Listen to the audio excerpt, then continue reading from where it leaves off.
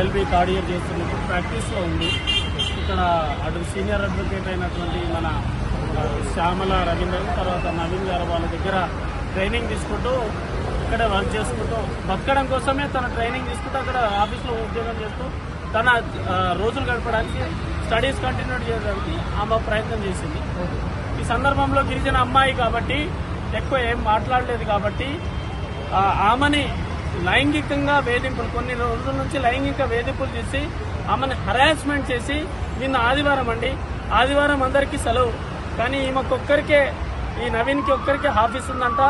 ఆ ఆఫీస్లో పెద్ద బిజినెస్లు జరుగుతున్నాయి, పెద్ద వర్కులు జరుగుతున్నాయి కాబట్టి అక్కడికి రావాలని చెప్పేసి రాత్రి 8 గంటల నుంచి ఆమెపై వేధింపులు చేసి ఆమెను అక్కడ ఆఫీస్ వర్క్ మీద తీసుకొచ్చి ఆమెను అక్కడ లైంగిక వేధింపులు.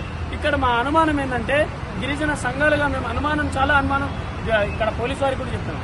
అమ్మాయి ఏదైతే వాళ్ళ సోదరులు వాళ్ళ మిత్రుల రూమ్ నుంచి వచ్చినప్పుడు అమ్మాయి డ్రెస్ కింద లెగిన్ వేసుకొని వచ్చింది. అమ్మాయి ఇన్సిడెంట్ జరిగిన తర్వాత అమ్మాయిని తీసుకుపోయే సమయంలో అమ్మాయి లెగిన్ లేదు. అందుకే ఈరోజు చాలా ప్రీ ప్లాన్డ్ గా మర్డర్ కమ్ రేప్ జరిగింది. అది ఇస్లామాబాద్ గిరిజన బిడ్డ. ఎందుకంటే ఓ చిన్నారి గిరిజన బిడ్డపై అత్యాచారం జరుగుతుంది, అగత్యం జరుగుతుంది. ఒక సీనియర్ డాక్టర్ అయినటువంటి డాక్టర్ ప్రీతి వాళ్ళ సీనియర్ డాక్టర్ అత్యాచారం చేస్తాడు, మర్డర్ చేసి చంపేస్తారు. ఒక అడ్వకేట్ కూడా శాంతి భద్రతలు లేకపోతే ఒక అడ్వకేట్ ని కూడా మనం కాపాడుకోలేకపోతే మరి సమాజం దేనికోసం? అడ్వకేట్ల చట్టాలు ఏం చేస్తున్నాయి? ఒక అడ్వకేట్ కి ఇంత ఘోరంగా జరిగింది. ఒక దిశ చట్టంలో ఏమో ఒక గిరిజన అగ్రకులాల ఒక బిడ్డ అయితే అప్పటికప్పుడే షూట్లు అవుతాయి.